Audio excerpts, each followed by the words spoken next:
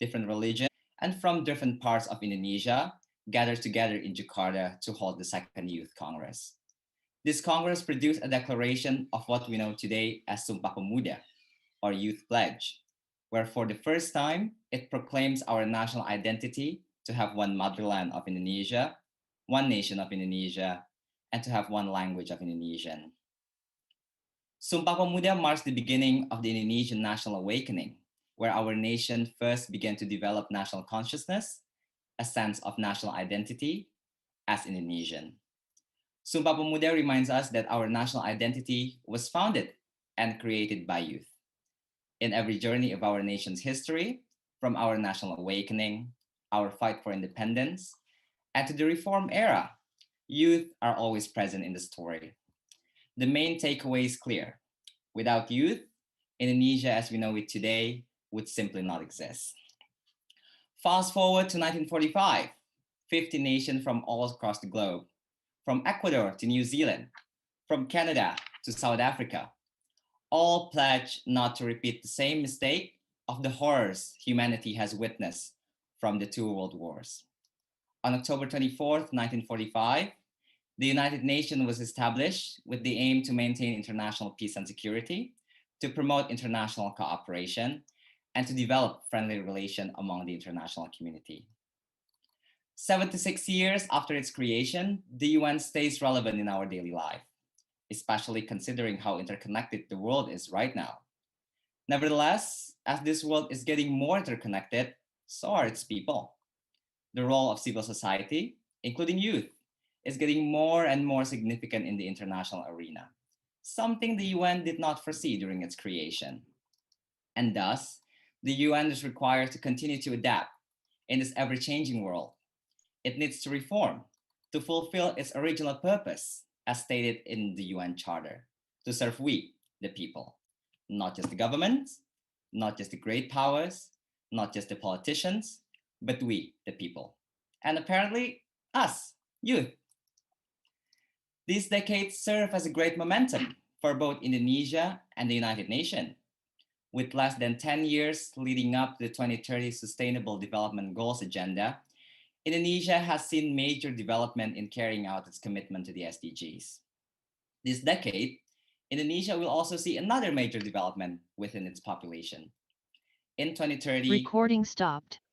Indonesia will see its peak of demographic dividend, which means that by 2030, our country will be at its highest level of productivity. This demographic dividend does come with a prerequisite though. In order to increase the well-being of our nation youth and empower them to become impactful change makers, we also need to make sure that everyone is included in it, including marginalized youth.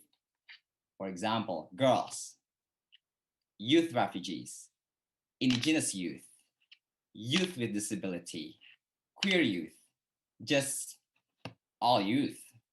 And how do we achieve that? Well, I personally believe that collaboration is key. Collaboration between every stakeholder is Recording needed in progress. to make sure that no one is left behind by 2030. This is what this decade is all about, collaboration, hence the theme of this event, a decade of collaboration. This event is created to mark the beginning of a very exciting decade that lies ahead of us. A decade of working together, creating together, solving problems together, to ensure that all of our efforts for the SDGs are synergized, and to ensure that no one is left behind. If Indonesian youth can unite the biggest archipelago in the world into one single national identity, then we can certainly make sure that we can also unite the country or even the international community to work together for the Sustainable Development Agenda by 2030. Besides that, this event will also serve as the official launch for United Nations Association in Indonesia. And you might be wondering, what is a United Nations Association?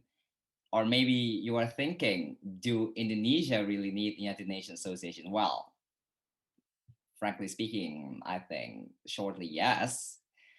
So what is United Nations Association? So basically, we are a non-governmental organization And we exist in not only Indonesia, but all over the world. Currently, United Nations Association exists in more than 100 UN member states. And you might be wondering, okay, it's everywhere. So what is this mission? Is it different from the UN, or like, is it part of the government? Well, we are a non-governmental organization. So that means that we are independent, whether from the UN, whether from our government. We are just a civil society organization. And in general, the mission of a UN association is to enhance the relationship between the civil society and the UN.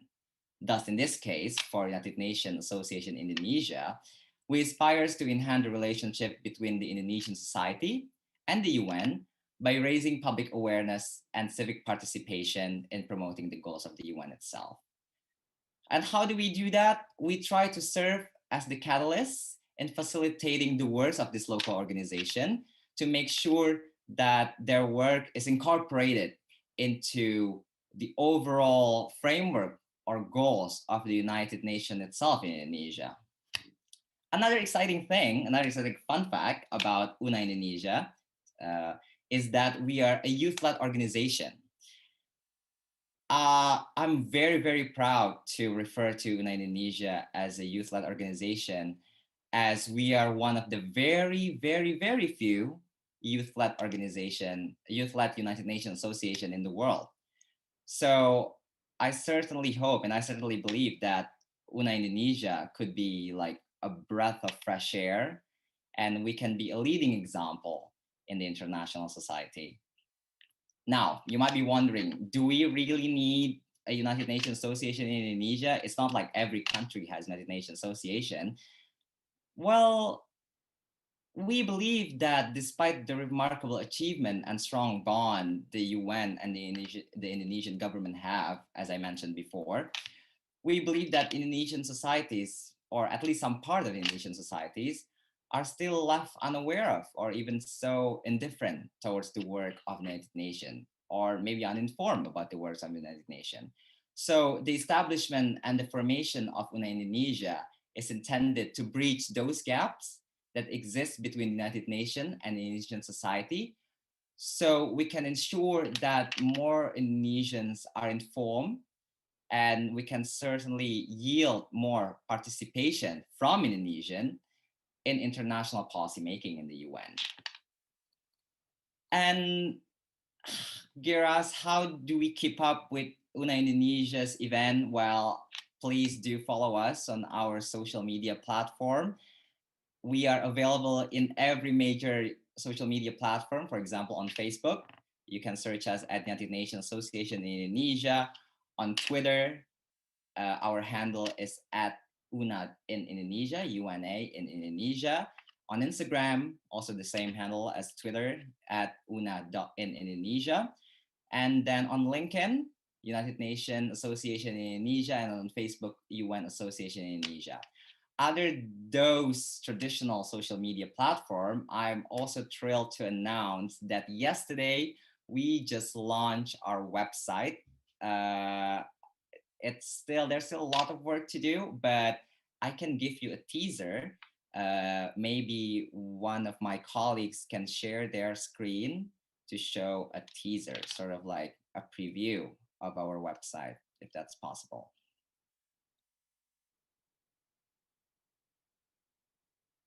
Yes, I'll be sharing the screen for the website.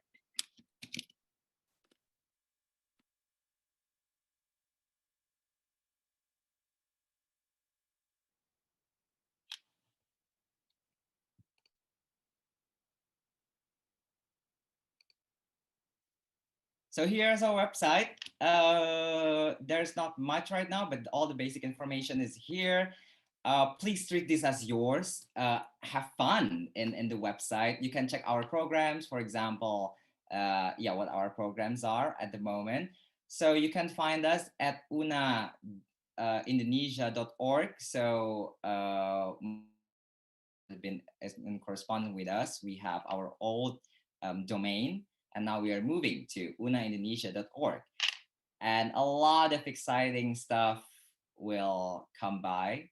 So I'm looking forward to that. I think that's enough, Tata. You can stop sharing your screen now.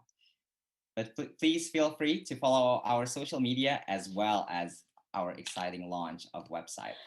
But okay, enough from me. I think we have a very exciting programs ahead of us today. I know all of you are excited. We have, after this, we have a keynote speech from the UN Resident Coordinator for Indonesia.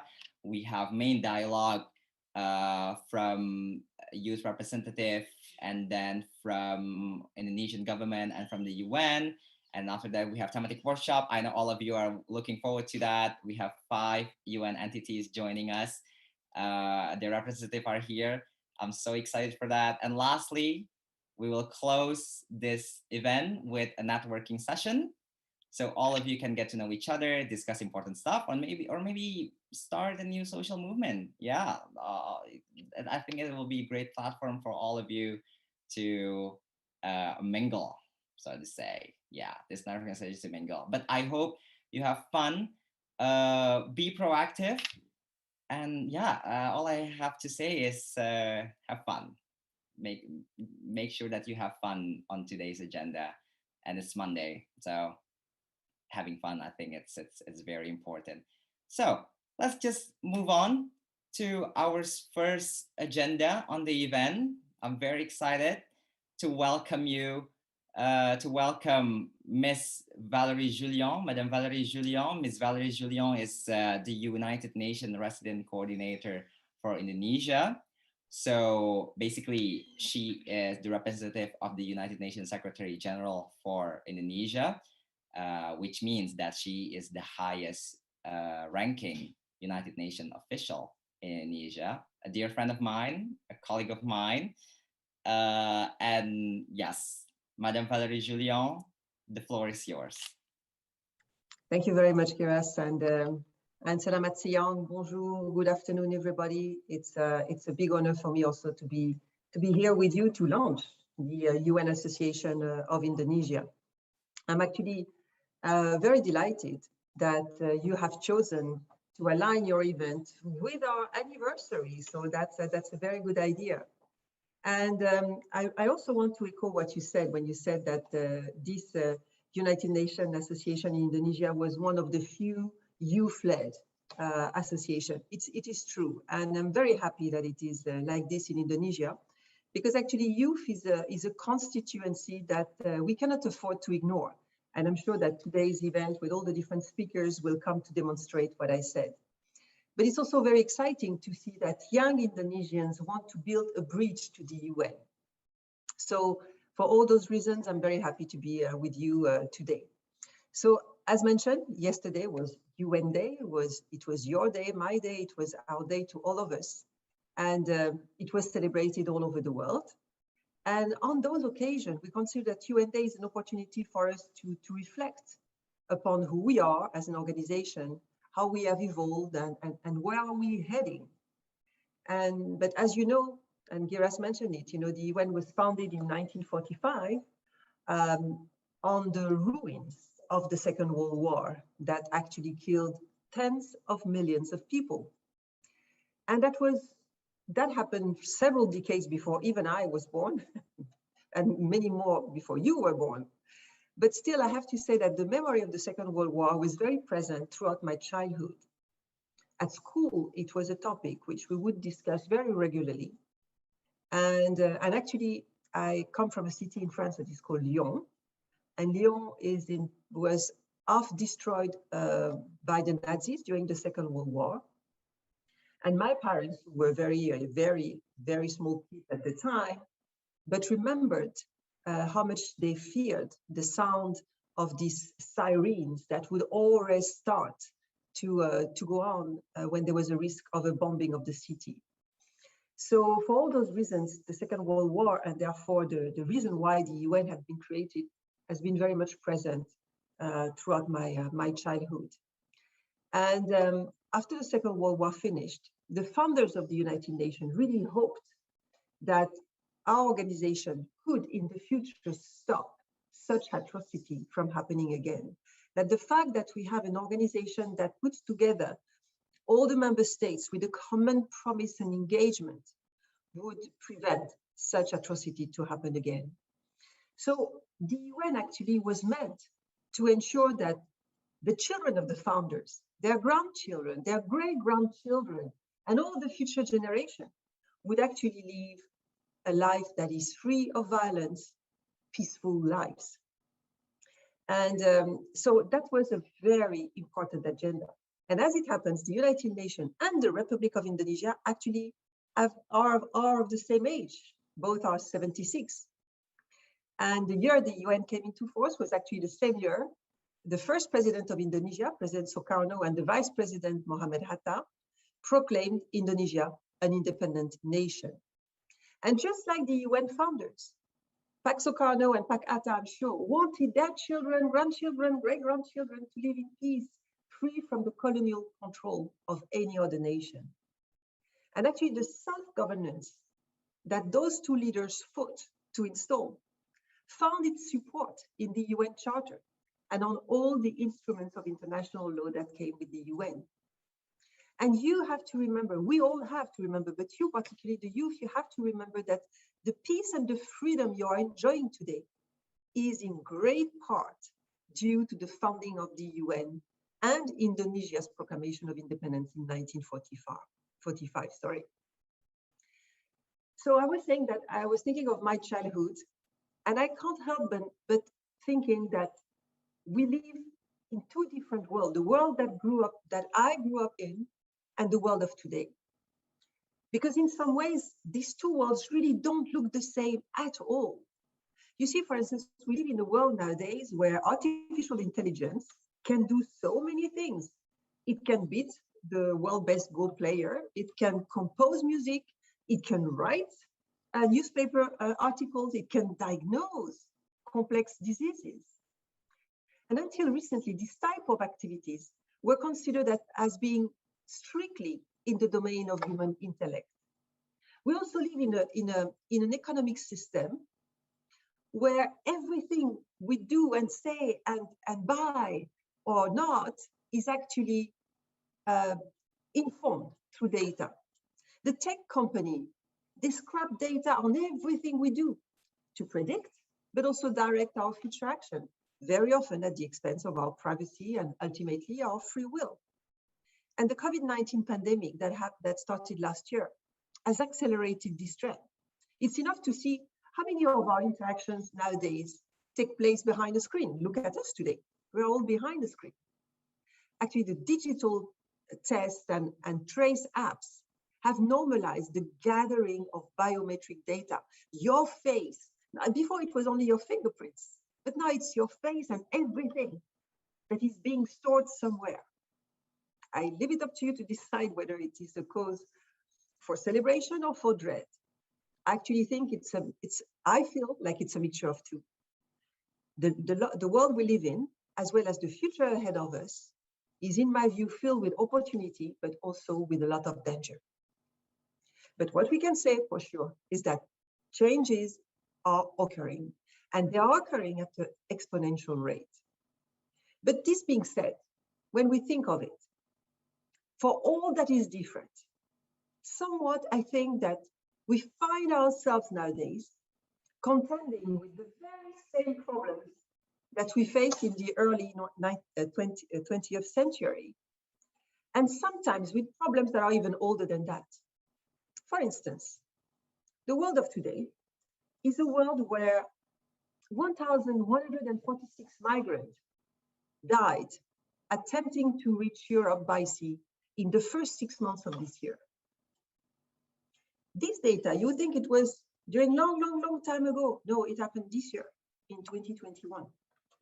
We live in a very world where even before the pandemic, 820 million people did not have enough to eat. And at the same time, 650 million people were obese because of bad food. We live in the world of today, the world of 2021, is a world where the world's richest country has discarded at least 15 million vaccines, COVID vaccines, from March to August this year, while at the same time, less than 1% of the people in the low-income countries are fully vaccinated. So as young people today, you are living through and growing and entering the adult life through one of the most turbulent periods of history since World War II. Actually, the Secretary General of the United Nations last year called the COVID pandemic the fifth horseman of the apocalypse. And it comes on top of other four, the highest global geostrategic tension in years, the climate crisis, the growing global mistrust, and of course, the dark side of the digital world that I referred to. But also on UN Day, it's very important to remember that whenever the world has been at its lowest, humanity has found a way to prevail. It did so after the Second World War, and it somewhat did so during the COVID, and we must continue to do that again and again. And that's why the Secretary General launched last month what he called our common agenda, because he said that we are right now at a very important and inflection point in our history. Between COVID-19 on the one hand and the climate crisis on the other hand, the Secretary General said that the world actually faces a stark, urgent choice. Our actions today will determine whether we break down or we break through. A breakdown of the global order would mean a perpetual crisis dominated by a few and enormous amount of inequality and misery. A breakthrough, on the contrary, would mean a greener, better, safer future for all, leaving no one behind. So in order to achieve a breakthrough, multilateral cooperation is an imperative. It will actually enable us to rewrite the social contract for a more sustainable future for us all. So what is multilateralism? Well, multilateralism means that the world states, and in that case, the 193 member states of the United Nations, come together to solve the problem that concerns us all. Our common agenda is actually the world common agenda. And among other things, it includes the Universal Declaration of Human Rights. But multilateralism is the guarantee that no matter where you are born and what circumstances you were born into, you should, all of you, enjoy the same rights. It was actually multilateralism that created the Declaration of Human Rights. And the world's government have the obligation to safeguard these rights. So let's say that in this context, multilateralism serves almost as a second guarantee that your rights are protected. It's like a double check to ensure you enjoy your rights. But now, the world we live in, we need this double check even more than before, because what we are seeing in many parts of the world, it's somewhat a regression on rights. Gender equality, for instance, has backslid enormously during the pandemic, including a very tragic uptick in gender-based violence. And after decades of progress on eliminating anger, COVID-19 has pushed an additional 130 million people to the brink of starvation and 120 million into extreme poverty.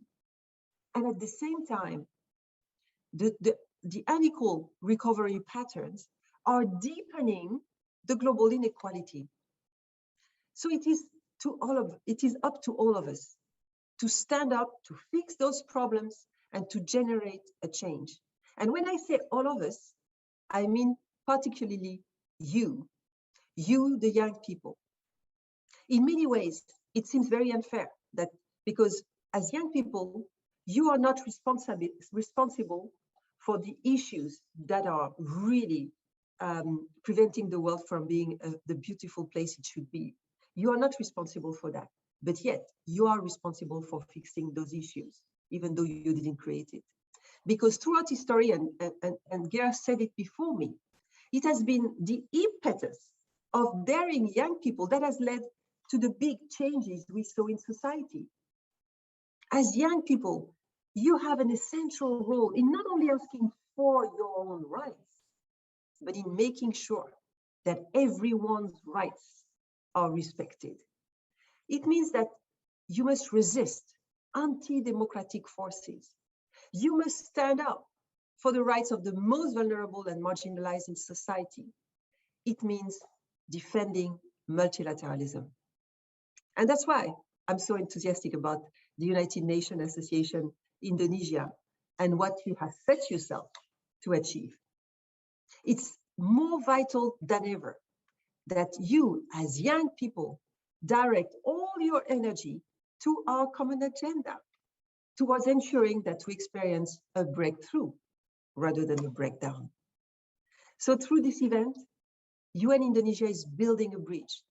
And I really congratulate you for all your coordination efforts, for bridging several UN agencies with your youth groups, from Aceh in the west to Papua in the east, to share their views and to discuss the way forward. So you are building a bridge. It is up to us to cross it. So thank you very much. Terima kasih banyak. Thank you, Madame Valerie Julien, for your keynote speech. Well, we certainly do have a lot to offer, a lot planned to make sure that all of our efforts are integrated with our common agenda, which just released. So on to the next agenda, we have a very exciting one for this one, because I believe that this conference should include participation from all of you, because this is all about you, from all about youth. So next on the agenda, we have a piece of letter and videos to show all of you.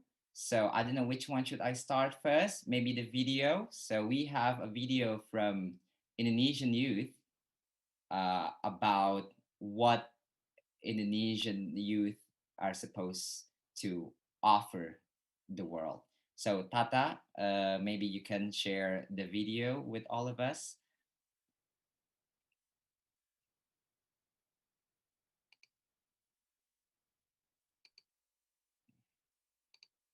Okay, that's a thumbs up.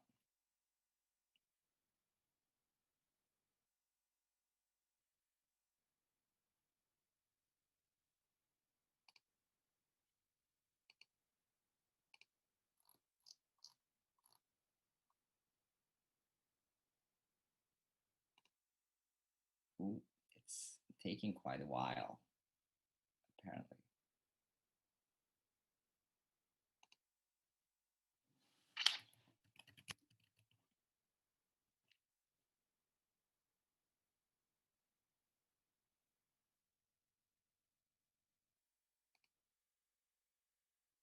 Perhaps maybe we can try the piece of letter first, if there's technical difficulties in sharing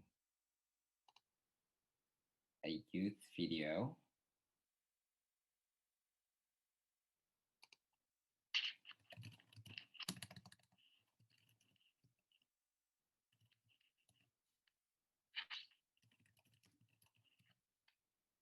Whatever's convenient for the committee.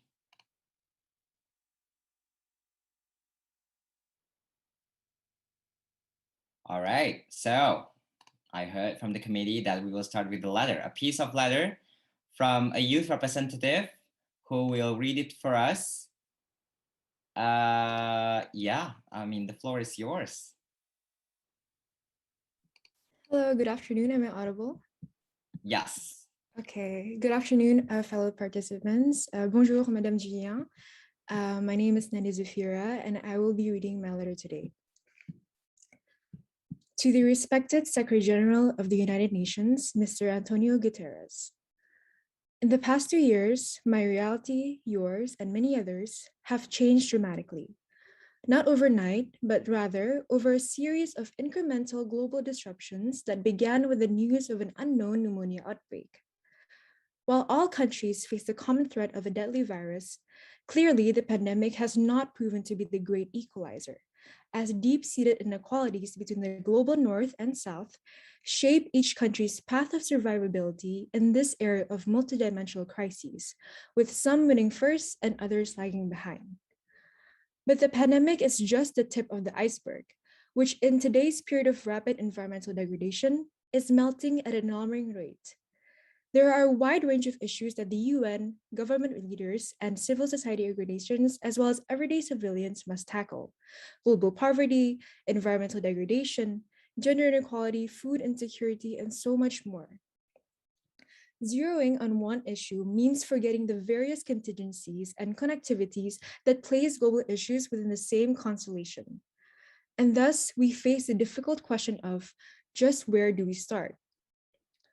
Last year, my hometown Jakarta was struck by extreme rain and major flooding, a symptom of climate change worsened by massive infrastructure projects that cloak the metropolis in concrete slabs.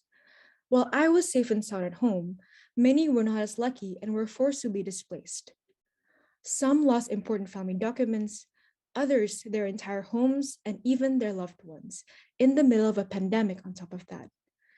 I then realized that perhaps the answer to that question begins with whatever issue feels closest. It is precisely because myself and the youth are born into a world where environmental injustices are all that we have known gives the youth a critical role in climate action. While conferences do a good job at making youth voices heard, it is also important to remember whose voices are represented. Increasing the breadth of youth voices to create cross-cultural plurality translate into an increase in the depths of insight. Although the world has its fair share of bright young climate activists from urban backgrounds, I believe we owe it to Indigenous communities to offer alternative perspectives and practices regarding natural resource management. As the ills of modernity may well be resolved by tradition, Indigenous communities are epistemic communities in their own right. The UN has already acknowledged the centrality of traditional Indigenous knowledge through the UN Declaration on the Rights of Indigenous Peoples, but more things can and should be done.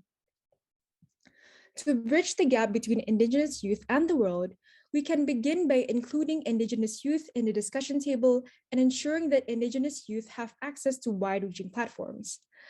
But their participation should not be tokenistic. Real structural change needs to be done. Ensuring that Indigenous youth acquire basic literacy education that they need empowers their capacity to communicate with those outside their environment and deliver their much-needed ideas. Intercultural exchange programs could also help make way for valuable cultural encounters between Indigenous youth and their urban counterparts to create opportunities for our cooperation. Most importantly, these programs could help shed light on issues of environmental justice like land dispossession and forced displacement that are often experienced by Indigenous communities but can go ignored by urban youth. But of course, the youth can learn from those who are older, if only we are willing to listen. To end this letter, I would like to share a particular piece of wisdom from Mama Aleta Baun, an Indonesian indigenous activist who is fighting to protect her ancestral lands. Batu adalah tulang, air adalah darah, hutan adalah urat nadi, dan tanah adalah daging, which can be translated into: the stone is bone, the water the blood, the forest the vein, and the soil the flesh. I hope it reverberates with you just as it does with me. Sincerely, Nandi Zulfira. Thank you.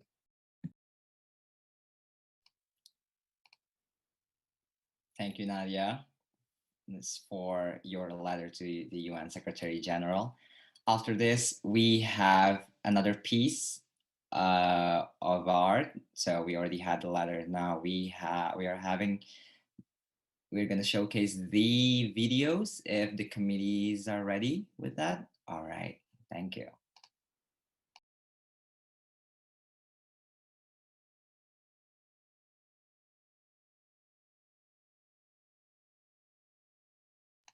Oh, there no sound. If someone can fix it.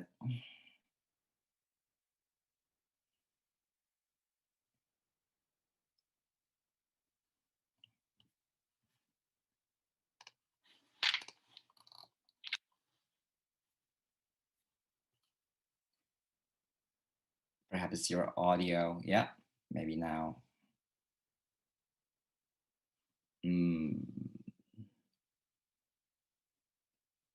No, as well. Perhaps someone from the committee can share the screen.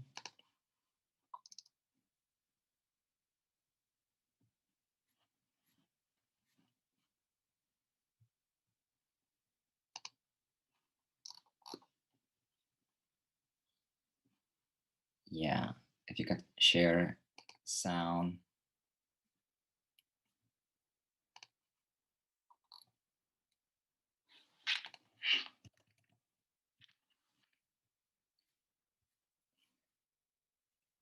Yeah, I think you need to redo it. That you can like stop sharing first. Okay, another well, thank you. Thousands of parents, I will undoubtedly pull out Sumeru from the roots. Give me 10 youths and I will undoubtedly shake the world. That is what our first president, E.R. Sukarno, said about the power of youth. Greetings, my name is Teresa Santoso, a 16-year-old student from Jakarta. Today, I representing the youth from Indonesia will give our message about how we as Indonesian youth could really make impact and serious about changes. Indonesia have 65 billion youth with great personality and mind. For example, Melati Wicen, a young activist from Bali who already started her action with Babel plastic bag since she was 13 years old with her sister Isabella Wicen. Although there are a lot of brilliant Indonesian youth, there's always this one question that I always keep asking to myself. Why does Indonesia still not develop yet? The answer is because there are still a lot of Indonesian youth who still lack of supports, access, opportunities. What is the use of great ideas without the real execution? By seeing the condition of nowadays, the thing that should be concerned is the quality of education for the youth, because a country qualities only can be seen by the qualities from the youth, because they will be the successor of nation's future. As we can see that based on the UNICEF, Indonesia's quality education is still in the low level because around 4.4 million children and adolescents aged 7 until 18 years old are still out of school. This condition shows that Indonesia still have a lot work to do to solve this problem. It is because education is only not about knowledge, but it also shows how to become a better person. A youth may be a small power because people often say that we're still too young and still don't know about anything in the world. But I always believe that big things always came from small things. Imagine youth all across Indonesia gather as one with big ideas, big opportunities, and the same rights and support. I believe that it will become a huge power who can conquer the world. So that's why, by giving more chances, more opportunities, more supports, and higher quality of education for the youth, it will become something that makes the country more developed and can more contribute to the world. Because youth are the one who decided the future. Thank you.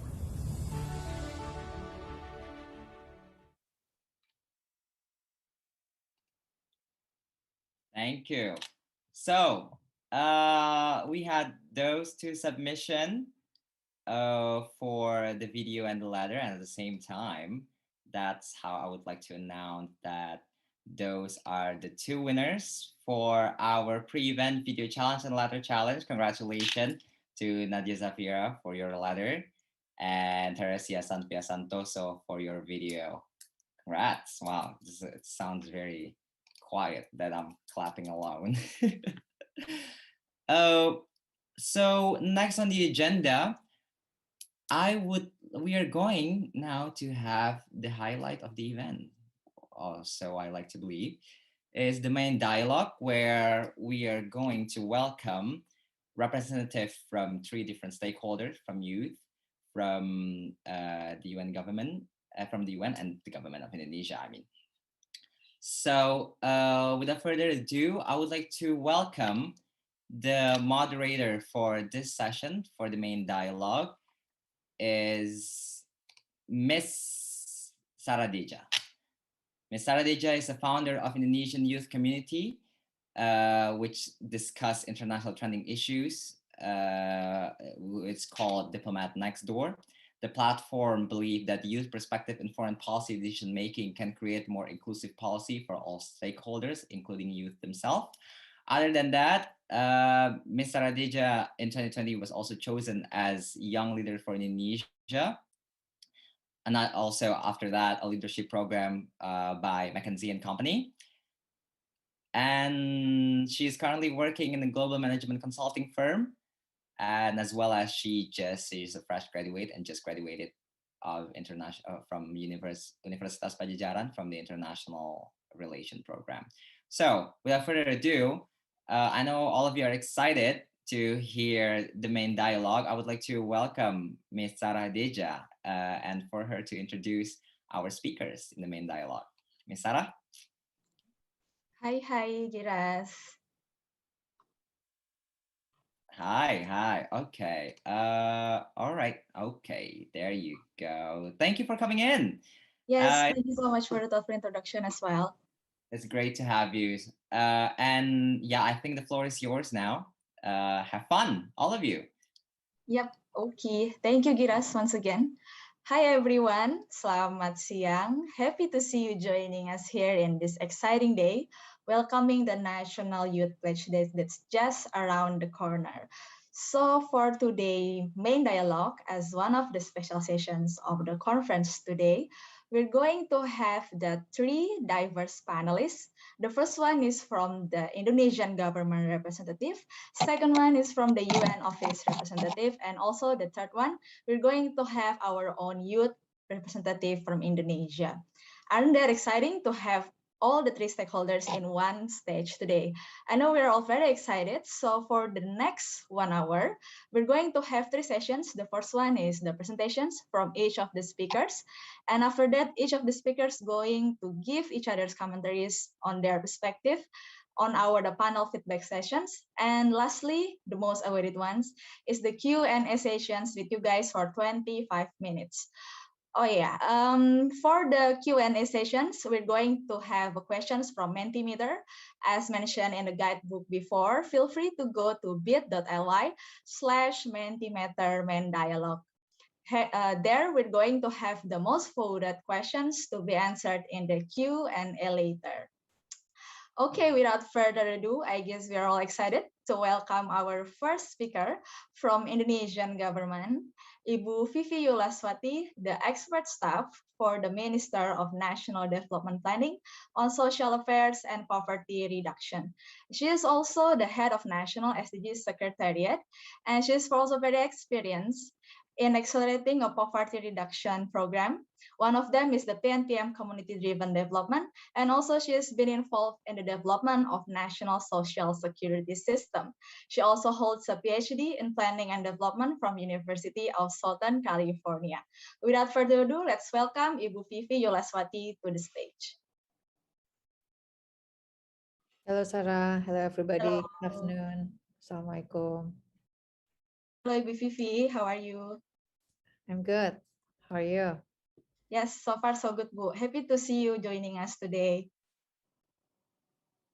Yeah, it's been a pleasure too to be invited in this perspective event. Yeah. Yep. Okay, Bu, we are curious about the national perspective on how the youth can participate better in the SDGs implementation. So whenever you're ready, the floor is yours. Thank you. Excellency, Ibu Valerie, Giras, and everybody, colleagues, youth, Indonesian generation here. Good afternoon. Assalamualaikum warahmatullahi wabarakatuh.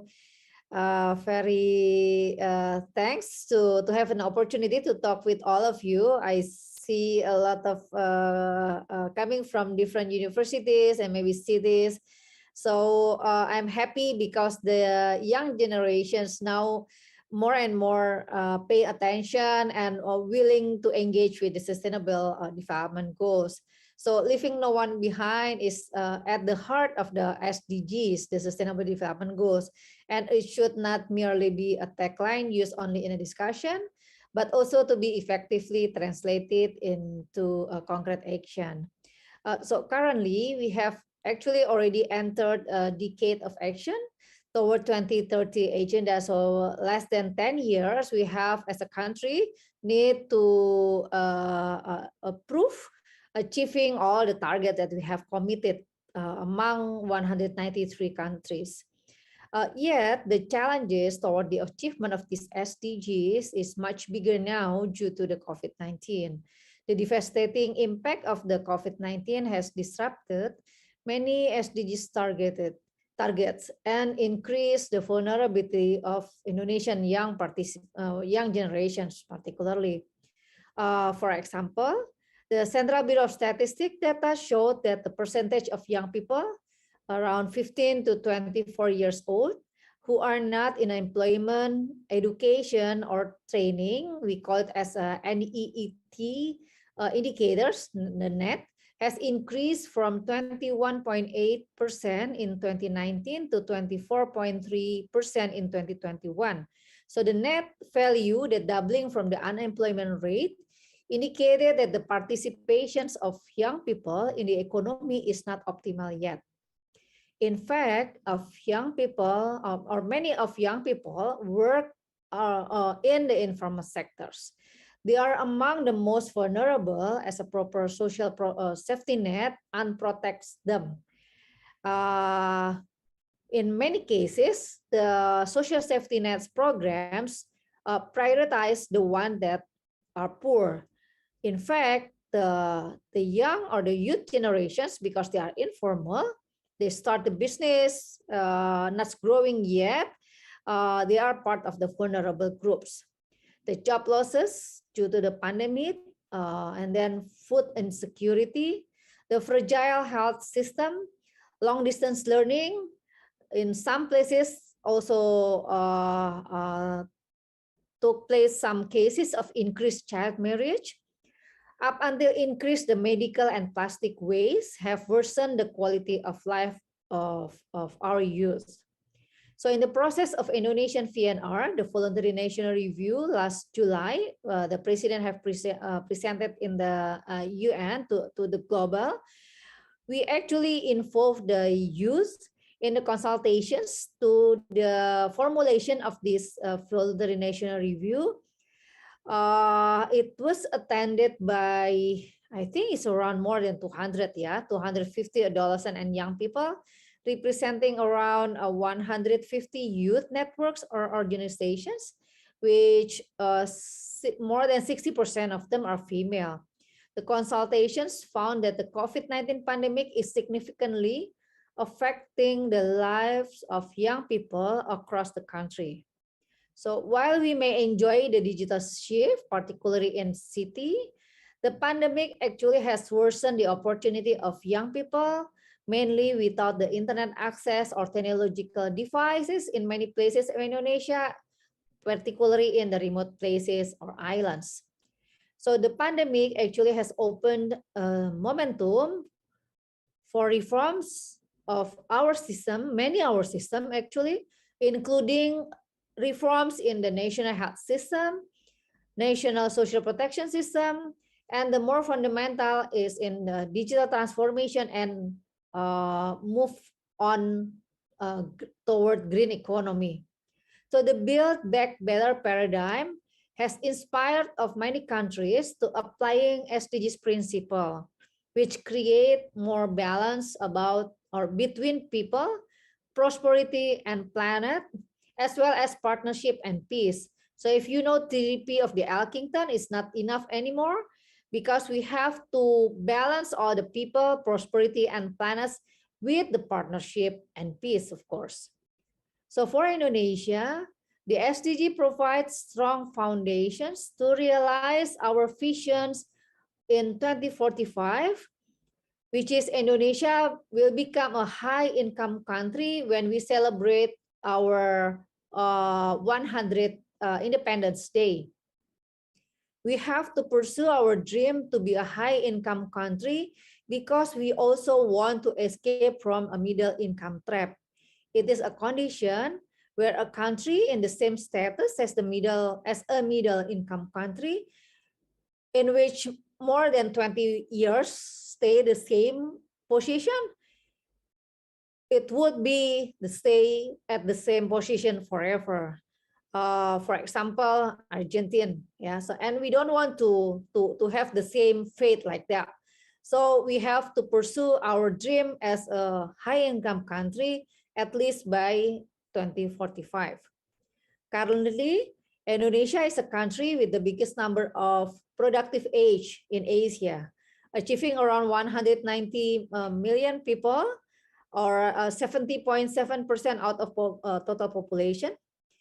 And among them, the millennials, around 25.9%, and Gen Z, around 27.9%, is the biggest portions. It was estimated that the number of productive age will keep growing until 2030, in which Indonesia will be benefiting from demographic dividend. The dividend, however, needs to be fought for. Improving the quality of youth has now become super important despite many challenges that we have. If we think the digital transformations, green economy, and other transformation as a game changers, the youth would be a change agent. Without putting it as a priority, no bonus. So it is critical to have the youth voice in any aspect of development. Interlinkages of the economic, social, and environmental dimension is a basis to enhance the impact and redesign the strategies and policies to build forward better. So it is therefore the government has realized that the achieving SDGs alone is impossible.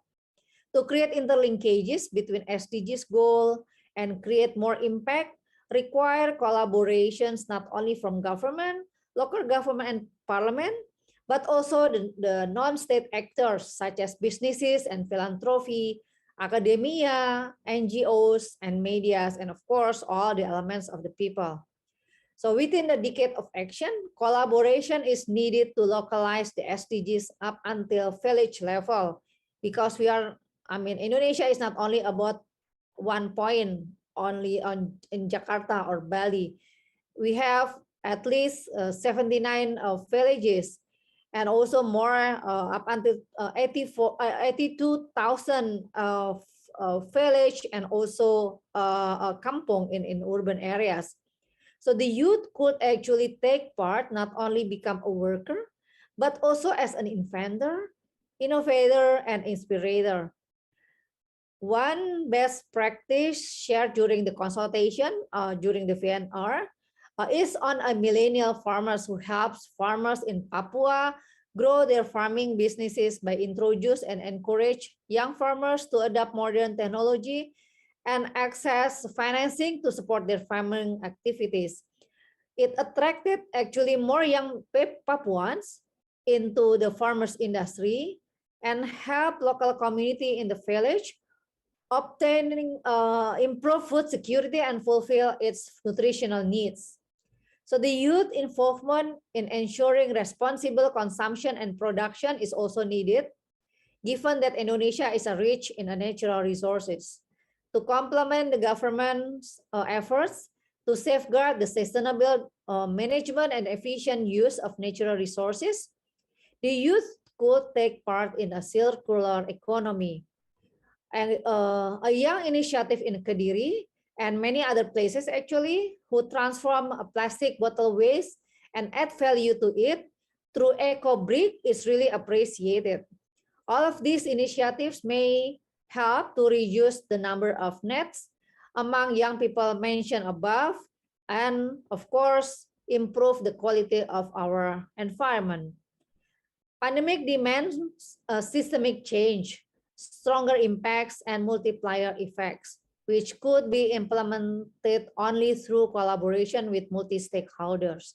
So use the innovation, technology, and creativity, disruption as an opportunity to growth is really important now.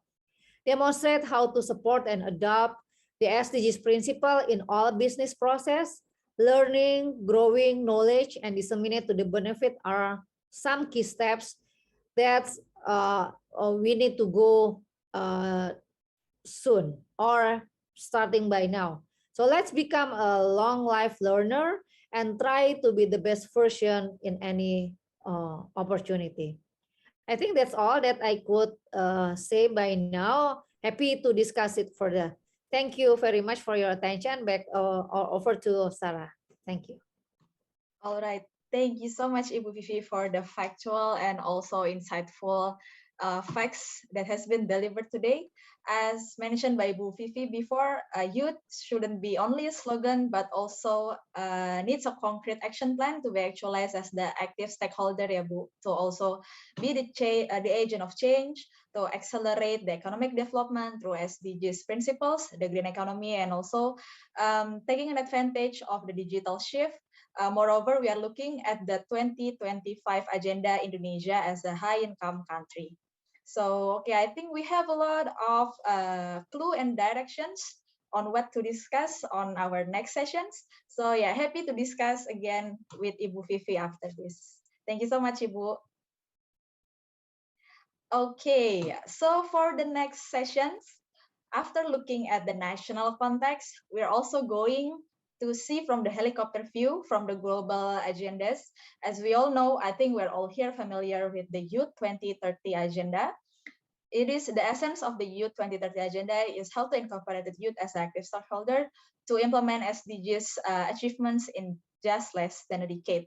So we have just the perfect speaker for us today here from the head of UN Resident Coordinator Office and also the strategic planner and senior coordination officer, Ms. Afke Butzman.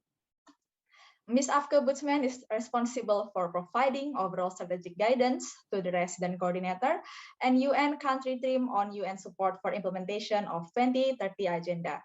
So I guess we're going to have many primary data resources from Ibu Afke Butzman on how we can actualize the momentum that is timely with us right now.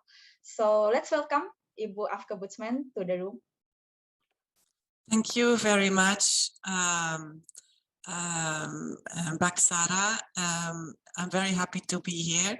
Ibu Vivi, thank you for your very interesting remarks. Also, welcome to Mas Bagas Shati Kusama, the Secretary General of the United Nations Association Indonesia, youth delegates from across the country. Good afternoon, Selamat Siang. It's an honor to be with you here today for the launch of the United Nations Association in Indonesia. It's taken some journey to get here today, and I know this because I have been in consultation with the UN Association for Indonesia organizing committee as they have navigated the various legal and logistics challenges involved in bringing this event together. Perhaps the team came to realize that being part of an expansive multilateral system also entails dealing with its layers of bureaucracy. I want to offer my sincere congratulations. The organizing committee has shown a mixture of determination, patience, and will to make this launch happen. The perseverance of the United Nations Association's team has shown August well for what I hope they can achieve in the future. And as the resident coordinator, Ms. Ibu Valérie Julien said earlier in the event, we hope that the United Nations Association can serve as a bridge between young people in Indonesia and the United Nations. I can't overstate how important that is. There are some 65 million young people between the ages of 10 and 24 in Indonesia, and that's about 28% of the population. And as many as you know, the Secretary General has launched our common agenda at the UN General Assembly last month, which contained a radical vision for the UN's future. It's a vision that reflects the urgency of our moment in time, where COVID-19 has knocked the Sustainable Development Goals far off course, and as the world faces a looming climate emergency. It is a moment that demands all of us, ensure none of us is left behind. And it is a moment where the energy and endeavor of young people is vital to shaping a greener, more equitable, more sustainable world for us all and the generations that will follow. Our common agenda calls for better political representation for young people and for transforming education, skills training, and lifelong learning. It includes recommendations for meaningful, diverse, and effective youth engagements, both within and outside the United Nations. Within the United Nations system, that means regular check-ins with young people, recognizing their diversity and reaching those who are most left behind. But it also means building the capacity of local youth networks and youth-led organizations. And the United Nations Association for Indonesia is such an organization. In fact, being youth-led makes this UN association quite unique globally. As I said, it can act as a bridge to Indonesia's vibrant, diverse, and young civil society groups. I'm particularly delighted to see representatives of youth-led civil society groups from 27 of Indonesia's 34 provinces have joined us today. They come from across Indonesia, from Aceh in the west to Papua in the east. And as the United Nations, we know we must do better at reaching young people from provinces that are sometimes left behind and that are far away from the center of the country. We welcome the ideas and suggestions from the young people gathered here today from those provinces on how we as the United Nations can better engage. Supporting young people is core to all agencies' mandates, a fact that is reflected in the youth scorecard that the UN has introduced in 2020 as part of the Youth 2030 strategy to really track how the UN is actually involving and engaging with young people across a range of different topics. It's a tool for strategic planning, performance evaluation, and accountability across the whole UN development system that measures our performance on youth. Because engaging with young people requires us to invest our time and resources. It doesn't come on its own. We really have to make it happen, and we need to take initiatives. Later this afternoon, my colleagues from the UN's Refugee Agency, the UNHCR, the International Labour Organization, the ILO, the UN Sexual and Reproductive Health Agency, the UNFPA, and UN Women, as well as the United Nations Development Programme, UNDP, will outline some of the ways their individual agencies are working with young people in Indonesia. It would not be realistic to outline all the ways the UN country team supports young people in Indonesia. As I said earlier, we also have to recognize that we as the United Nations are also still on a learning journey. For me, at this moment in my intervention, I would like to touch upon one vital aspect, and that is education. The ability of young people to shape a better, greener, and more sustainable future hinges on education. Yet around the world, some 267 million young people are not in education or employment or training. In fact, 2/3 are young women out of education as a result of gendered exceptions of unpaid family work and informal employment. And the pandemic has only made the situation worse. Here in Indonesia, the United Nations and the government have made great progress in increasing school enrollment rates over the past decade. Even so, about 4.2 million children are out of school today, and it's the poorest students that are most likely to miss out on an education. Young people from the poorest households are 5 times more likely to be out of school than those from the wealthiest. In Papua, more than 1 in 5 children are not enrolled in school. And meanwhile, almost 1/3 of children with a disability have never set foot in the school at all. UNICEF, the UN's Children's Fund, has been working closely with the government to reach children who would otherwise miss out on education through the National Strategy on Out-of-School Children. The agency works at the village level to monitor out-of-school children and provide them with alternative pathways to an education. UNICEF also has programs to support schools and teachers in the most disadvantaged regions like Tanah Papua and South Sulawesi. As I said, this is just one example of the many ways that the UN supports young Indonesians, but it's instructive because only when we invest in young people can we have hope for the future. And only when we ensure that we reach the most vulnerable, those left furthest behind, can we ensure our future is sustainable. A sustainable future is one in which the environment is protected. Globally, young people are leading actors in mitigating the climate emergency. The UN Framework Convention on Climate Change actively acknowledges the role of youth as essential partners in the fight against climate change. Indonesia is no exception. Indonesian youth have been involved in discussions around the COP26 that starts on Friday and will last for about 10 days, and which will be critical in setting the next steps on how to address the most urgent needs around the climate actions. They have led campaigns around reducing plastic pollution, carbon ethics, and carbon add-ons. They have initiated important projects on clean oceans and forest conservation and founded numerous waste management startups. The demographic dividend, combined with the emergence of green jobs in the future, means that young people have a vital role to play in our collective climate action.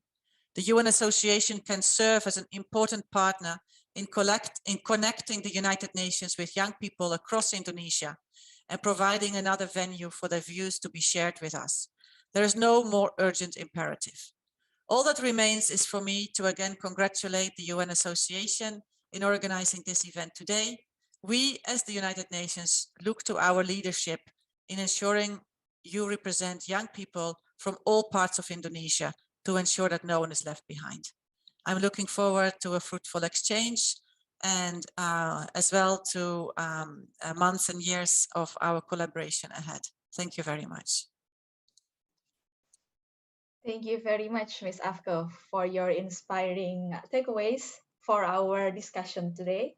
So 3 keywords that I think we all already can get from Ms. Afka is first, diversity, second, inclusion, and also collaboration.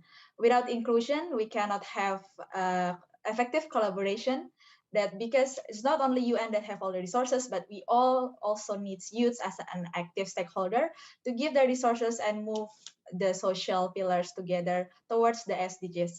And also we also have touched upon 3 main issues. The first one is political participation, the second one is climate, and the third one is education. And as been mentioned by Ms. Afko before, education is the fundamental pillars to activate the green and sustainable economy that is also the key of achieving SDGs implementation in the near future. Thank you so much, Ms. Afka. It has been an insightful one.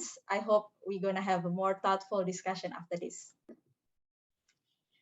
All right, after Ms. Afka, we are seeing things from more the global context, and we can also see like the dividing threads between the national context and also global context. And after this, we're going to have our own youth representative, and we're going to see how can we contextualize all the agendas in the perspective of the local youth in Indonesia, and how can it be relevant to all the youth communities that might be also come today. So I think this would be very relatable for all of us. So let's welcome our next panelist. He is Bagas Jati Kusuma, or usually called Aga. He's the Secretary General of United Nations Associations in Indonesia, and he's currently the Project Officer of Ministry of Development of Planning, same institution as Ibu Vivi. And he is the International Relations and Organizations graduates from Leiden University, and currently youth activist, and as he is also currently the Secretary General of United Nations Associations in Indonesia. So without further ado, let's welcome Aga to the stage.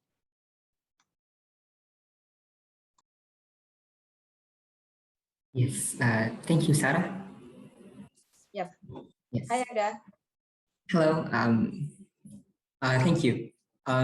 May I start? Yes, you're perfectly audible. As Bufiki mentioned, and as Bafka mentions, or mostly Bafka mentions, that the United Nations are currently taking more steps to increase youth involvement and participation inside and outside the United Nations system. And as part of its agenda towards inclusive development, I have seen that there's a lot of increasing visibility and increasing action by the UN Secretary General. There's now a Secretary General Envoy on Youth. There's now the UN 2030 Youth Strategy. And most recently, and I think the most significant part of this year highlight for youth all over the world is the Secretary General Report on Our Common Agenda. These are some of the documents highlighting the role of youth that is directing UN strategy towards increasing youth participation, and hopefully not just inside the UN system, but implemented by the member states. However, this is the goal, and this is the goal at the international level. It is important to contextualize this goal for Indonesia and other countries, and how it might be received and implemented by its societies. This last decade leading up to the 2030 agenda serves as a great momentum for contextualizing this at a national level together. And not just be done by the UN and the government, but the youth also has to be involved. Collaborations, and hence the theme of this event, a decade of collaboration, is something that UNA Association in Indonesia is here to support and is here to strive towards peace in Indonesia. From my perspective, I have to say that Indonesia has come a long way in terms of youth's quality of life. From our independence to today, I could see changes happening. Those younger than I am are receiving more and more opportunities to grow, receive more guidance and support from their parents, the government, school, universities, and their environment. Past and current government of Indonesia plan towards youth are mostly centered towards increasing youth capacity. And that translates to increasing the country's economic productivity and output, as Mufi mentioned. By increasing education quality, putting more emphasis on translating education into marketable skills. Some recent examples of this are the Ministry of Education programs for giving digital access, internet access to economically and geographically disadvantaged youth. The students' internet quota, as most students in Indonesia has received during the COVID pandemic, the far-reaching and I think ambitious Campus Merdeka program to increase access to international education and mobility, and giving school credits for experience. These are some of the examples of the large programs currently being implemented by the government that impacts youth in Indonesia the most. And I consider this a move in the right direction. However, it has to be realized, and I fear that the reason and the goal of the government in this is to enhance economic productivity. This is not wrong in itself, but it creates gaps in places where economic productivity is not of concern. How I see it is that the government is not prioritizing on working with youth, but working for youth. And at least they get that part right. But then when working with youth serves no economic purpose as the goal of the government,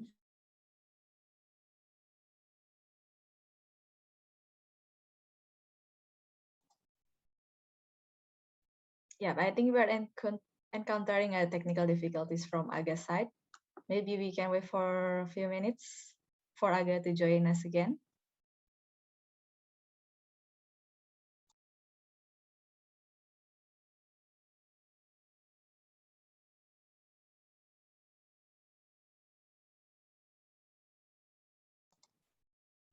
While waiting for Aga's rejoining our room today, so a quick reminder for all of us to join the conversation in the Q&A sessions through the Mentimeter. We all now can go to bit.ly/Mentimeter Mendialog and join the conversation through the Mentimeter, as the most voted questions will be answered during our Q&A with the esteemed speakers that we have today.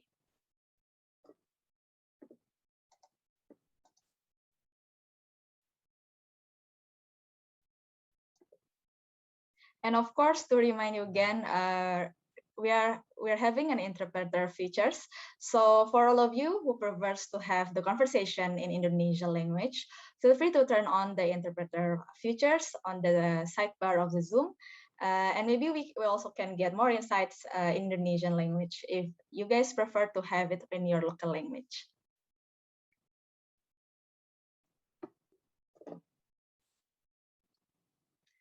Okay, I think we're still waiting for Aga to rejoining us.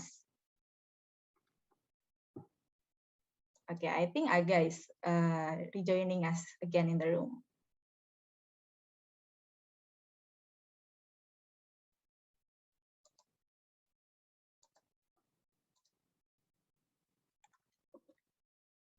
Hi, Aga. Can you hear us? Hello. Hello, I'm very sorry. I apologize for that. Just that something's wrong with the internet. Is my voice clear now? Yep, perfectly audible. No worries. You can continue. Thank you. So how I see it that is there involving youth, including youth in government project, government programs, government policy has an investment, has something that can make better planning. And effective planning is valuable, not just to ensure that the programs, the project, and the policy works well, but also to help youth be included and value them as a human being, as a subject, instead of an object. And I think that engagement between the government and the UN in terms of this has been commendable. In the field of working for youth has been commendable. And yet, the government is lacking what the UN Secretary General calls solidarity with youth, or in other words, working with youth. And working with youth is not seeing youth as something that is below them, but as someone that is at the same level as them. And on the other hand, I see the breath of fresh air that the UN has outlined regarding their views and plan for youth. It has to be said that the UN Secretary General proposal for youth in his report, Our Common Agenda, is very progressive and expansive reform. And I urge everyone in here who has not read it to do so. Yet, just having views and just having a vision, large vision, is not enough. We have to help. If we agree with the vision that is outlined, we have to help contextualize this vision, help implement this vision, and help advocate for this vision.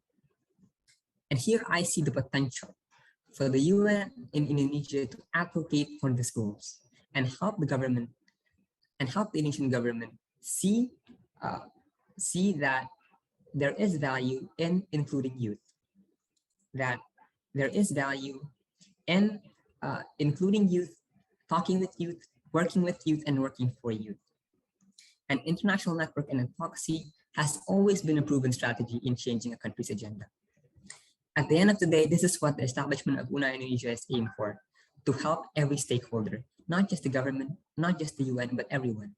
The youth also need help on how to enable themselves to give valuable support, to give valuable voices, and help the government and the UN in including them in policy making. We keep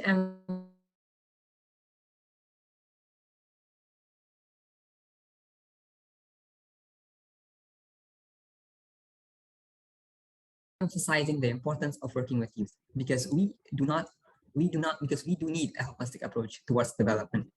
To implement development goals and priorities set by the UN SDCF or the LPGMN, the element of working with youth must be present in development.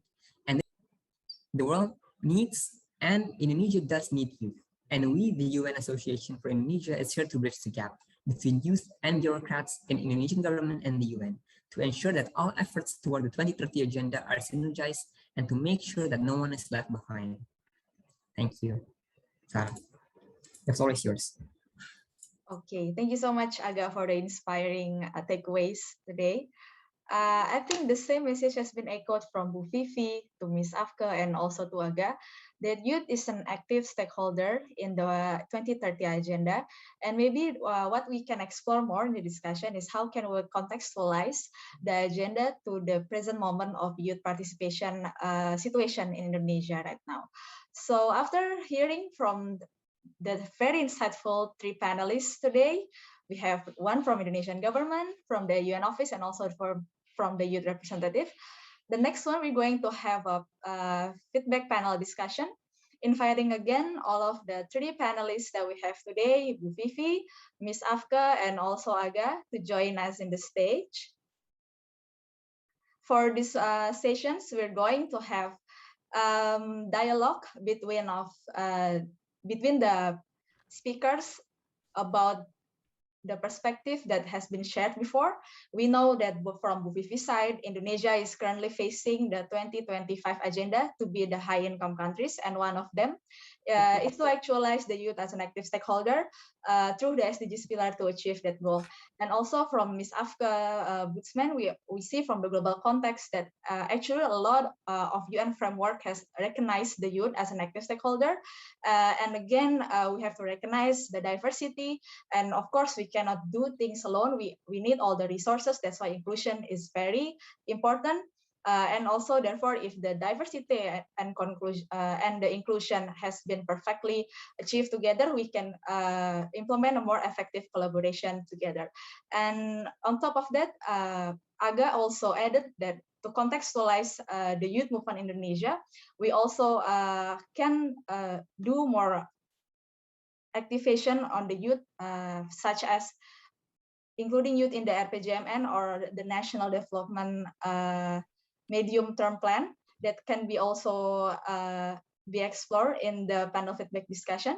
So I guess we see the connecting threads here from Bu Vivi, Ms. Afka, and also Aga.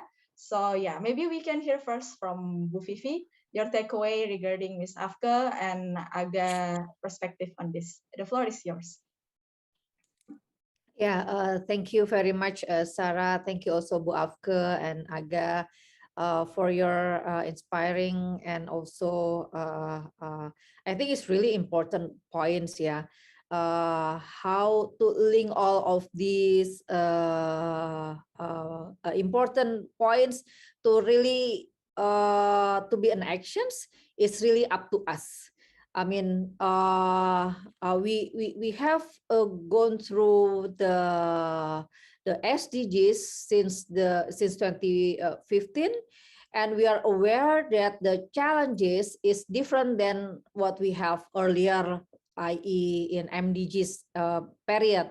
We are talking or focusing more on the human capital, and in fact, the challenges now become more complicated. Really or how to securing the quality of environment, not only for us but also for our future generations. And the diversity of the capability and also the conditions among countries is actually happening also during this COVID pandemic, meaning it showed that collaboration is a must, yeah, not only within the country, but also among the countries. We just launched the SDGs bond, for example, because we are aware that our financing gap, I mean the SDG financing gap is huge, even before the pandemic. It's around $1 trillion up until 2030. And it is estimated if it at the global level, that the SDGs financing gap is increased around 70%. So it's almost impossible if this only relies on the government of Indonesia or only from the government side. Yeah. So developing or exploring a financing instrument is one way how to create a collaborations. How would that the developed countries, I'm not talking about the government, but also the privates there could contribute to the SDG financing by supporting SDGs development or achievement of Indonesia. So the SDGs bond is one example of collaborations. Bagas or Aga also mentioned about the importance of the localizing. I think for the last 5 years, we based on the presidential decree number 59, we developed what we call as metadata based on the global standard. Now we issued the second edition of the metadata. Metadata is a list of concept of the indicators. And now become a bigger number. Yeah, it's up until like 289 indicators. How could then all the stakeholders could converge all their efforts into the same indicators? That's one way to concert the effort, yeah, to revising the metadata in order people no need to create a new data or exploring a new methodology. Use the indicators or targets of the SDGs so that we could have the same agenda. So actually the SDGs provide a framework for not only collaboration, but also really localizing all these concepts to the community level. That's different, challenging for us because we are diverse nations, rural, urban, Java, outside Java, East and West, which the 4 populous countries. So it takes more strategy how to localizing, yeah. So showing the what is it? The best practices. That's one way. Like I mentioned earlier in the VNR, we collect up until 200 best practices from all the stakeholders, and we don't need again not to start from the scratch, yeah, talking together, learning from all those best practices and applying to the best available we could do in our society, in our groups. That's really save the time. Because again, 10 years or less than 10 years is not too far actually. I think in bahasa I'm saying in a tahu, mau, mampu. So if you know about the SDGs, so be consistent to applying and inspiring to other people, your groups, to really implement it, to make it localizing. I'll stop here. Okay, thank you, BVV, for the thoughtful takeaways. For the next discussion, we're going to move to Ms. Afka. So from Bu Vivi, we've heard that collaboration is a must. Moreover, in global context and also in the local context. Global context, we see that financing is a crucial part to enable the programs in local levels. And also in the local levels, contextualizing can be divided into 2 efforts. The first one is data collaboration through the metadata, which we have shared indicator. So everyone that wants to participate for the SDGs implementation all around Indonesia can also use the metadata, so we can have more concerted efforts towards the youth 2030, and also to share the spirit to other youth in the community to also know about SDGs, because as Bu Vivi said before, mau, tahu, and mampu. So yes, so Ms. Afka, if you have any response, the floor is yours. Thank you, and thank you, Ibu Vivi, for the very interesting points. There is so much that comes to mind and that I would like to respond to.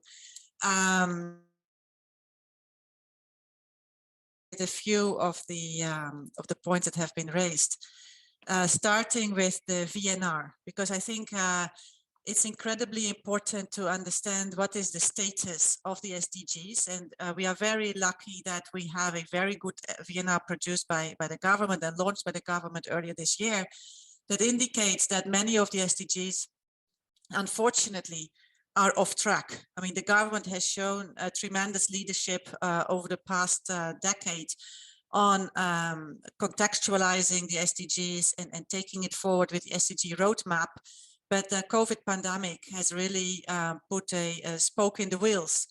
And this is visible in how many, if not most, of the SDGs are progressing in the negative sense. And to bring them back on track, and as Ibu Vivi said, time is not on our side. We really need everyone to be engaged to try to get the right understanding of where are we today with the SDGs, and the VNR helps us to get the message across that unfortunately, the trajectory that was up now shows a down, and we need to go up as soon as possible again. And we need young people for that to join in that entire process. So the inclusion part is quite critical and quite important for different reasons. But one of them is really to get the new ideas, because doing things the way we did in the past is not per se, I mean, definitely what went well in the past, we should continue, but we also know that we need to innovate and we need to be open for new ways of working together. And here, the voice and the views of young people is incredibly important. I mean, who would have thought 2 years ago that we could work from home for such a long period at a time? And it has proven that it is possible. A lot of innovations have been introduced during the COVID pandemic. And now how can we also introduce them in bringing the SDGs back on track? I think that is very, very important. Linked to the VNR and the whole data, the disaggregation of data is also important to understand how are young people impacted. Not only young people, but I would say many of the groups that are vulnerable. I mean, we cannot say that all young people are vulnerable. We have within the group of young people, you have specific subgroups, and we need to understand who they are, where they are, and also hear from them on how they see things can change. I fully agree with Ibu Vivi that also the individual responsibility is of critical importance, and how we can elevate that and get campaigns around SDG 14, like life underwater, and the entire impact it has on pollution of waters and seas. And in a country like Indonesia, with so many islands and so much water, the impact of the COVID in Indonesia goes well beyond a health crisis. I mean, there's so many other dynamics to it, including just the masks, the single-use plastics. We need to see how can we keep our living environments healthy, and helps us to really come to our full potential. Whether if we are in an environment that is polluted, obviously that is very challenging. What I can say also is in the government and the United Nations, they have signed a cooperation framework in April 2020. We started the implementation at the beginning of 2021, at the beginning of this year. It's a 5-year framework, which is fully aligned with the government priorities, with the RPGMN. And so we are almost at the end of the first year.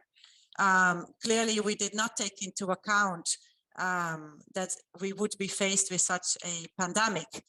However, I'm very happy that the 4 priority areas that were identified by the government and the United Nations are more relevant than ever. It's about inclusive human development, transforming the economy, fighting the impacts of the climate emergency, and promoting digitalization, innovations, and the use of new technologies.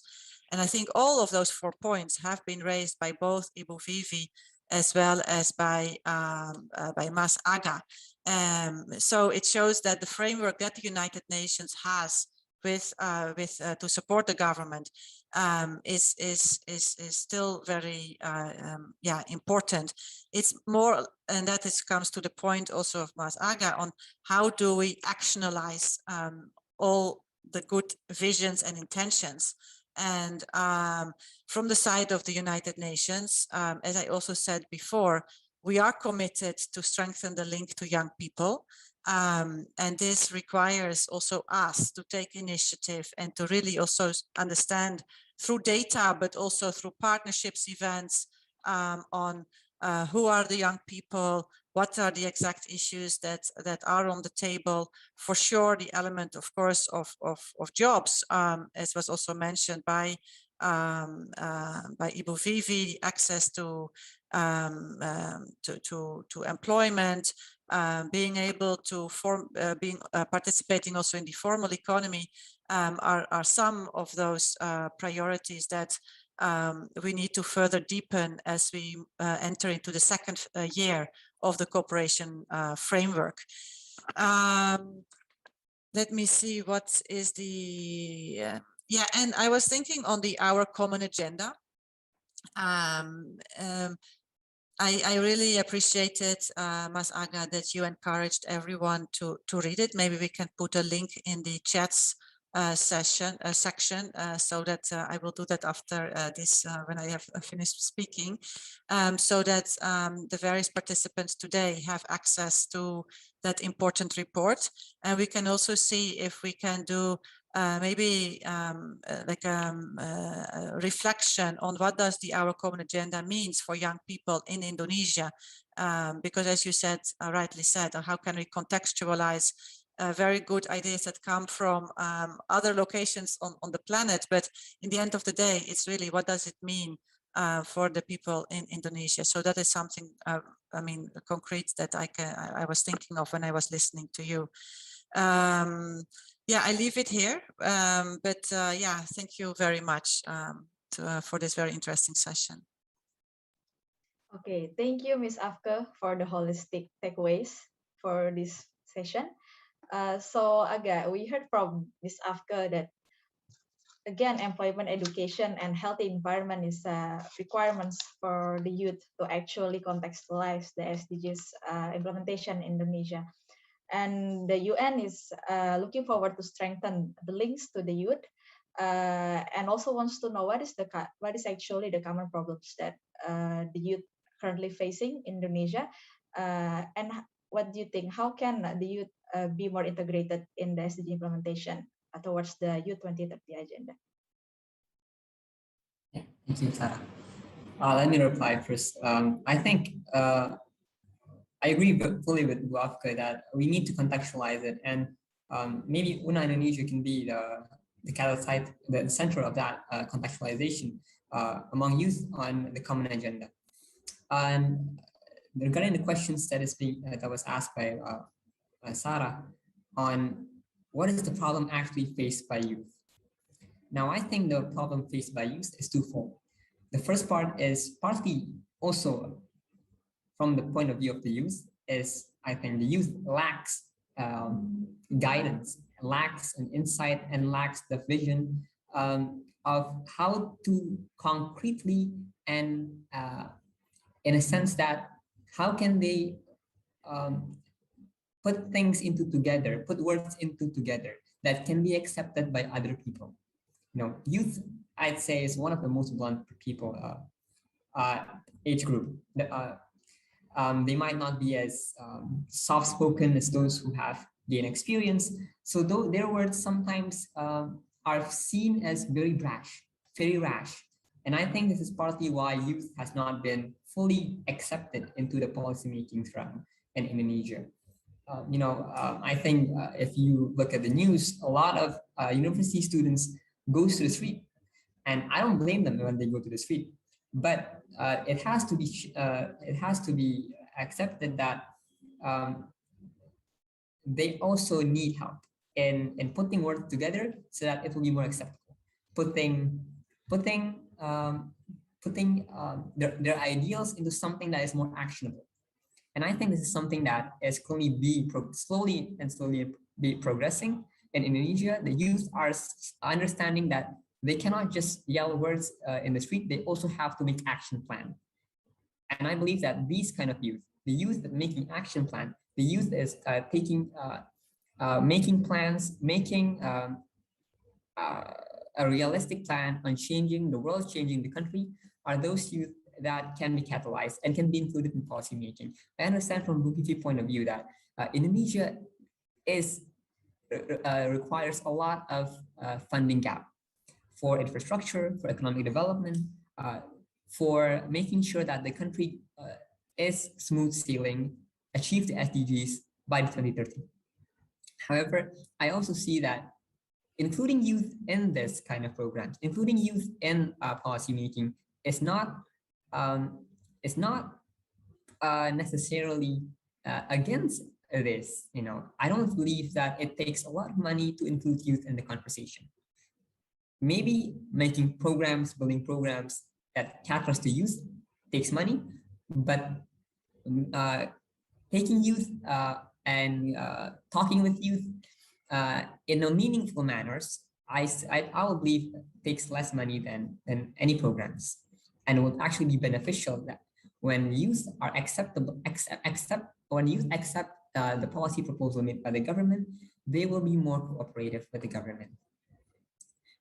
And I see this not as participation in terms of, let's say, surveys, FGDs, but participation, meaningful participation, where they actually have a voice, where they actually have power to say yes or no, when where their stature is the same as those who are in the academics, when their stature is the same as those private business, private sectors, and those that civil societies that has already been accepted as part of the government policy making process.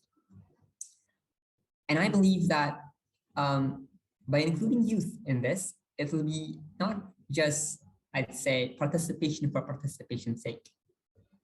As Bu Afka mentioned, not all youth are vulnerable, but some are, and a lot in Indonesia are.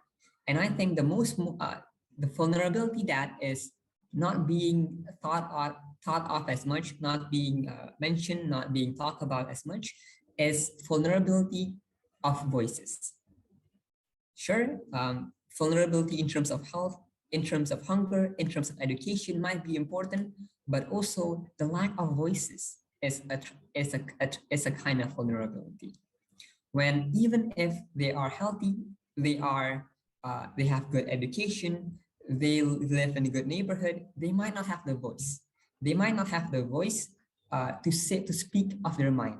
And I think that is important. That those kind of vulnerability, I think, has also to be talked about, because it's not just something that can be seen through statistics. You have to ask them, is your voice being heard? I think that is from me, Mareja. The floor is yours. Okay, thank you so much, Aga, for the powerful answers.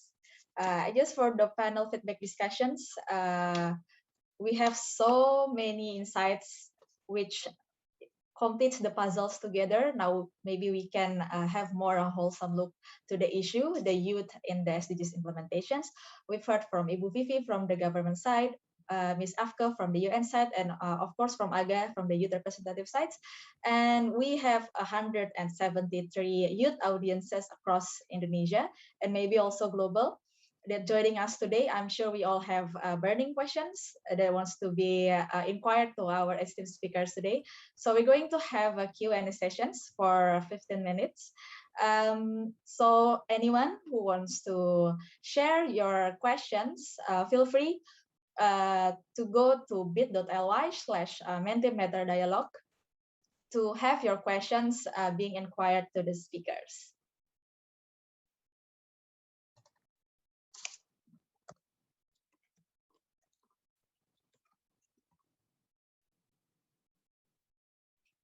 Okay, maybe from the committee, do we have questions from the audience?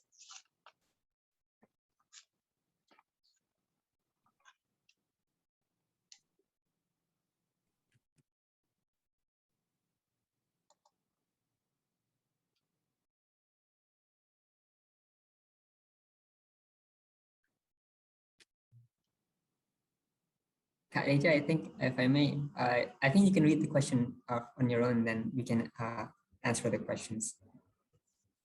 Okay, let's look at the Mentimeter. I think we already have a lot of questions today as the discussion has been very thoughtful. Okay, we have the top question here. How can we ensure youths are not going to be tokenized? We have made some progress in which we are being involved in a discussion, but there is no guarantee that our voices are being covenant. So how can we make sure that youth aspiration is manifested in the action plan? Maybe we want to hear from either Bu Vivi side from the national context and maybe Ms. Afka from the global context. I I think getting a voice from the youth is important, but then it's more important to make them included in all the actions. Yeah. So when we're talking about the action, can be started from the nearest one. Like I mentioned, we are talking about the circular economy, the Bu Afko talking about the education. So ensuring that all the people are, for example, having the EID, because not all of people in Indonesia, particularly the ones that are left behind, are included. That's why there are some people that not or are still excluded, be it at the education, the health, and also in the job. So now, after the social security era, yeah, it is important to have people an ID. So I mean, the youth could voicing this in order to make sure people or every Indonesian have an access to all the basic services. And then all on the environment side, I'm engaging with many what we call as a duta, or what is it, duta campus, the campus ambassador. They are all students from all over places or universities, and in fact they have so many out of the box ideas about how not only on the environment but also on education, health, and in productivities. So bring the innovations, and then later on we have to report to make sure could be in the action plan of the national one or in at the province, and we could monitor the progress. If the progress there is some impact, I mean additional much bigger impact, that's as one of what is it, a proof, not only a commitment but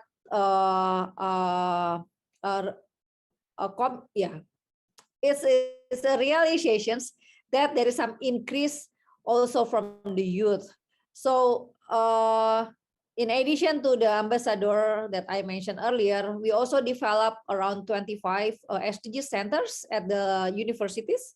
So I think all the students with other stakeholders could engage more in the implementations, giving some examples, and then make it or replicate or scale it up to give more impact. And at the end, we could reporting and then measure it. And again, I think a result based or the ones that we can measure is one of the proof that we have included many people, not only the government programs, and effective in effective way. Okay, thank you, Ibu Vivi, for the answer. So we can make use of the educational institution as a campus ambassador to voice out the youth concerns towards the SDGs development in Indonesia and make sure that it is implemented. Okay, maybe a short answer from Ms. Afke, as a lot of participants are excited to have their questions answered next. The floor is yours. Okay, I will keep it very short because the answer on your question will be also provided by the different head of agencies, of UN agencies that are going to join in the next session. They're going to speak in very concrete terms on how the UN is already working with young women and young men. So what I can say is, in addition to that, is that working with young people also requires, as I said before, an investment. We need to understand who are the young people, what are your thoughts, what is your thinking, and have that dialogue in addition to all the various initiatives that are already being implemented by the various UN agencies. I think that's very important to keep, also even see the dialogue that starts today, not as a one-off event, but really as something that can continue and whereby different perspectives, because I said before, the youth in Indonesia, it's not one group. There are many different perspectives as well, but that those perspectives are also communicated in a way that at least when I speak for the UN, we are aware of that. And then we can also see, okay, for us, the issue of leaving no one behind is critical. And then how can we then continue to take that forward in a concrete manner? Over to you. Thank you. Okay, thank you, Ms. Afka, for the concise answer. So yeah, maybe raising an attention for the thematic workshop after this. We're actually going to have an officials from UN entities. So you can also channel your aspirations toward the UN entities. Whatever we've been talking after this will actually be actualized in the thematic workshops. So yeah, moving on to the next most for the questions here in Mentimeter. Related to all the complex problems that the current youth as a future leader is facing, how are the current condition of their mental health? What should we do to make sure that for tomorrow? So this is interesting discussions for mental health aspects. Maybe if Aga, Bu Vivi, and also Ms. Afka wants to join the conversations, the floor is yours. I think I'll just have a short reply to this, as we don't have enough time maybe to have a full reply. But I do think that mental health is an important issue, and mental health in Indonesia there has been some progress. There has been I think in 2004, 2016 there was a law passed on mental health. However, I'm not sure how that law has been fully implemented, or how is the implementation of it. But in terms of regulations, there has been support for it. But I think in the implementation stage, it's still lacking, because Indonesia used to have a lot of mental hospitals, at least for the number of population. But as the population of Indonesia grows, the number of mental health hospital declines, and as such, as you can see now, mental health in Indonesia has been a huge problem, or at least a problem that not many can see with their naked eye. But I think it's mostly in the implementation stage that still needs support, financially and in terms of human resources. I think that's it for me. Okay. Before we close the Q&A sessions, do we have an additional answers from Ibu Vivi and Ms. Afka? I just want to add the response to the mental health. In many cases, the devil is in detail. While all of us are working in based on our sectors or subsectors to make it improving our performance. Yeah. So I mean, meanwhile, in the field, the problems are already multidimensional problems, which takes all of us to sit together, to talk, not only in the meeting room, but also how to ensuring that all the policies and also the programs works with or to solve all the problems that are already multidimensional. So wherever we work, I mean, in each sectors, we need to create a linkages. So the SDGs provide the framework how to link among goals, among targets, and also indicators. That's the way we have to work in order to solve the problem. So understanding about the SDGs is not only about up until the goal level. You're marking, okay, I'm working on this goal. It's not enough actually. So how to make sure if we work for one or two goals, then we have to think about what targets you're talking about, and then what indicators that would be impacted, and show it to to the world that it has some links. Actually, when we're talking about one or make it an effort to work on one or two goals, it's actually also created an impact with several other goals. By doing that, we can talk together with other people, other sectors, and really work on the solutions. That's just that I want to add. Thank you so much, Ibu Vivi, for your insightful additions to the questions. So to conclude our sessions today, I think we all could agree that the main slogan for today is no one left behind and collaboration is a must. And collaboration is not only working for the youth, but also with the youth as the active stakeholder. From the global context, we see that the UN entities are actually recognizing the youth as an active stakeholder and wants to do further efforts in activating the youth stakeholder in each of the member countries. And we're the UN currently having a lot of framework cooperations. One of them is the 5-year cooperation framework that is actually aligned with the RPJMN. And of course, we also need your help as a youth to also voice out the concerns, and can be also be voiced out the concerns in the thematic workshop after this. So we can have a more clear view on what problems that we can tackle together. And from the national context, as mentioned by Ibu Vivi, there's a lot of efforts that's actually been done by the government. One of them is a database collaboration, the metadata, to ensure that everyone are in the same direction in SDGs implementation efforts. And also to raise the concern again on education to enable the employment and also green sustainable economies in reaching the SDGs implementation that is actually aligned with the country agenda in 2025, Indonesia as a high income country. And also from the youth side, from AGA, a powerful emphasis on youth as an active stakeholder, and also to have more unlimited room to voice out our concerns, and also have more freedom to choose the decision that might feel really needed by the youth in the decision-making process.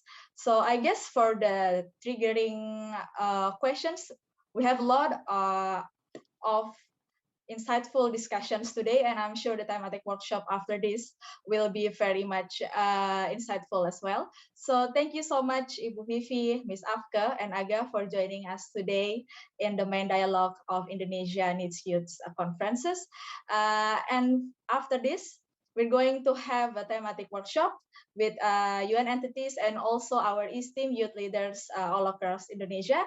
And with that, I thank all the audience today for your active participation, and also looking forward for the future collaboration with UN entities and of course with the Indonesian government in implementing Youth 2030 agendas with the youth. Thank you so much for your time today, and may you have a great day. Thanks, Sarah. Thank you. Aga. Thank you, Aga. Vivi, Sarah, Aga. Thank you very much. Thank you very much. Thank you, everyone. Over to Giras. Again, I would like to convey my sincere thanks and gratitude to, well, first of all, to the moderator, Ms. Sarah Deja. Thank you so much for moderating this session. And after that, of course, Ibu Vivi, Mevrouw Afke Bootsman, and my colleague Aga, thank you so much for addressing the importance of youth participation, as well as what UNA Indonesia will be aiming for. So next, the moment all of you will be waiting for is to go to the breakout room. So here you are. I'm not really that tech savvy, but here are the rooms. We have 5 rooms. Please decide where do you want to go. You have a lot of choices, and you will have a talk, whether in room 1 with the representative for UNHCR, Miss Anne Maiman, and then Miss Anjali Sen in room 2 from UNFPA, in room 3 for UN Women with Mr. Jamsed Kazi, room 4 UNDP with Mr.